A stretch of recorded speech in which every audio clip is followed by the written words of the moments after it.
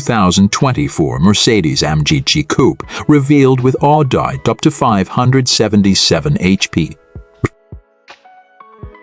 Reinvents its sexy performance coupe with a greater focus on luxury and practicality. The 2024 Mercedes-AMG GT Coupe will on sale early next year in two trim levels: the 469 HP G55 and the 577 HP G63. The new GT shares much of its mechanicals and technology with the latest SL Roadster. For the first time, the GT features standard all-wheel drive and available rear seats. Over the years, two-door Mercedes-AMG sports cars, from the CLS Gullwing to the first-generation GT, and even the Benz-branded Cellar McLaren before them, all have mixed flamboyance and performance to hedonistic degrees.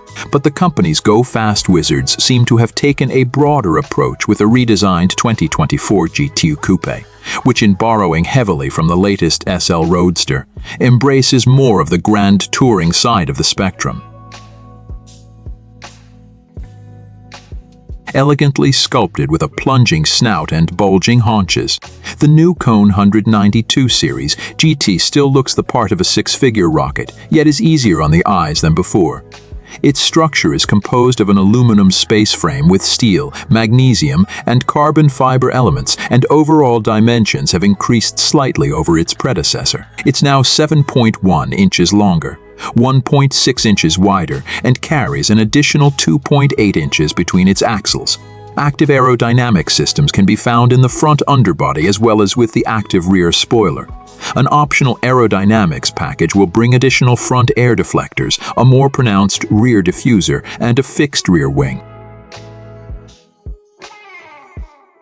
AM says the overriding mission of the GT's redesign is to satisfy existing customers who've asked for greater practicality without a drop in performance. To that end, the outgoing car's rear-wheel drive layout is gone, replaced by a standard variable all-wheel drive system that can route up to 50% of the engine's torque to the front wheels or 100% to the rear axle. That engine is AMG's familiar twin-turbo 4-point Neuroliter V8, which will pump out 469 horsepower and 516 pound-feet of torque in the GT5 model, and 577 horses and 590 pound-feet in the GT63. However, the new car's transmission, a 9-speed automatic with a clutch pack in place of a torque converter, is situated directly behind the engine, rather than positioned in back as with the previous GT's rear-mounted dual-clutch transaxle. As a result, the blown V8 now sits atop the front axle line rather than behind it,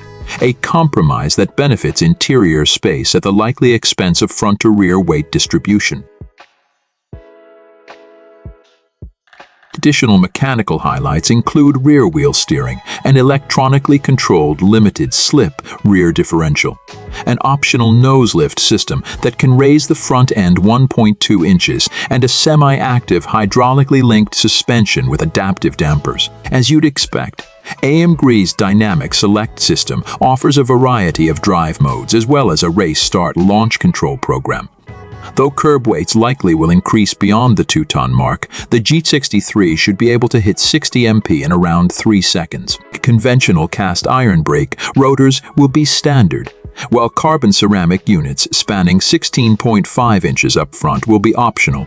The example we saw sat on Michelin Pilot Sport's 5 summer tires mounted on 21-inch forged aluminum wheels. Winters are standard, while the model range will initially encompass the GT55 and GT63. The high-load HL rating of the new car's rear tires, combined with sightings of development mules with charging ports, indicate that a more powerful plug-in hybrid model will be added down the road. Additional convenience can be found around back, with the hands-free power-actuated rear hatch opening to reveal a generous cargo area that should accommodate 2 golf bags. And you'll want to opt for the collapsible rear jump seats if you plan to maximize the GT's cargo capacity, as models without them get a fixed bulkhead behind the passenger compartment. With all-wheel drive, additional feature content, and a greater focus on overall usability, the new GT appears squarely focused on competing with today's quintessential everyday supercar, the Porsche 911 Turbo. Though traditionalists may lament AM's decision to steer the GT away from pure sports car territory, we'll soon have a better idea of its trade-offs once we get behind the wheel. Pricing has yet to be announced, but we expect it to fall relatively close to the current SL55 and SL63's entry points, $142,350 and $184,050, respectively, when it goes on sale in the first half of next year.